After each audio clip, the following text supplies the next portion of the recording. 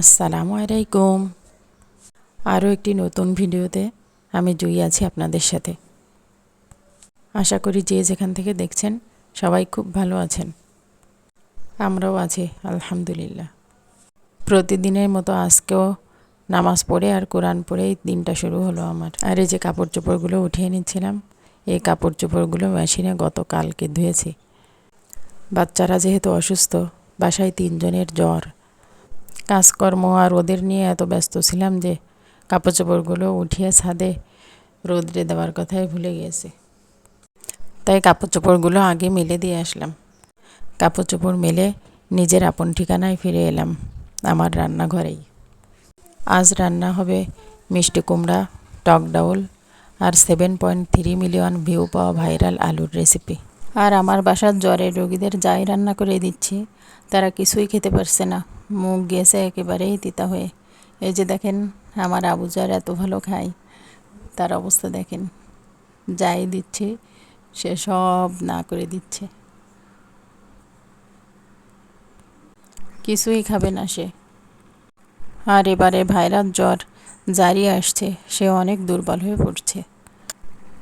এমন অবস্থা যে তারা বিছানা থেকে উঠতেই পারছে না। একে তো খেতে পারছে না, তাতে শরীরও দুর্বল। তাই যাই রান্না করছি সব তাদের মাথায় রেখেই করছি। এই যে মিষ্টি কুমড়া কেটে নিচ্ছিলাম। মিষ্টি কুমড়াটা একটু মিষ্টি হয়, তাই ভাবলাম মুখ তিতা হয়ে গেছে, মিষ্টি কুমড়াটা একটু খেতে ভালো লাগে কিনা। আর টকটাও তো মুখে রুচি না থাকলেও খাওয়া যায়। এই টক টক স্বাদটা খেতে অনেক সময় সহজ লাগে। আর আমার ভাসুরের মেয়েটা বলছিল যে ওর আলু পছন্দ, আর একটু ঝাল ঝাল হলে হয়তো খেতে পারবে। তাই আবার ইউটিউবে সার্চ দিয়ে এই 7.3 মিলিয়ন ভিউয়ার্সের আলুর রেসিপিটা ট্রাই করলাম।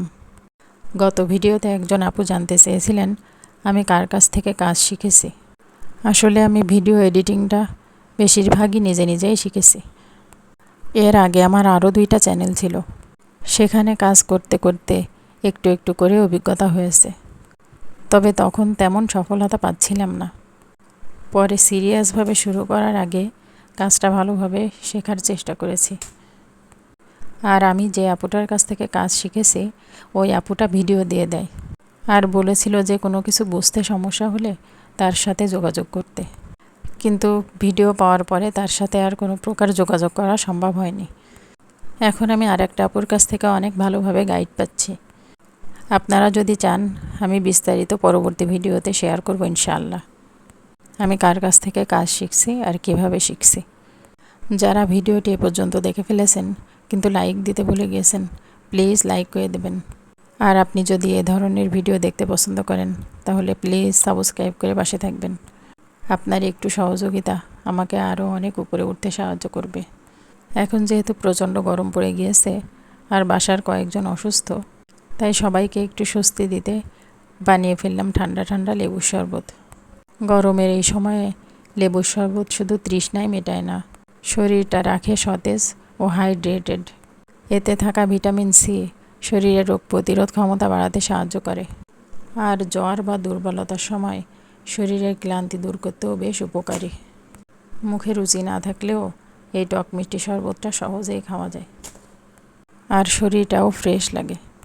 তাই রান্নাঘরে কাজের ফাঁকে এসে শরবতটা বানিয়ে নিজেও খেলাম আর বাসার সবাইকে খাওয়ালাম। এটা খাওয়ার পর ওরাও বলছিল ওদের একটু ভালো লাগছে। এখন যেহেতু ঘরে ঘরে ভাইরাল জ্বর, আপনারাও এটা ট্রাই করতে পারেন। এটা খেতে হালকা আর শরীরের জন্য বেশ উপকারী। আশা করি আপনাদেরও ভালো লাগবে। শরবতটা খেয়ে আবার চলে আসলাম রান্নাঘরে।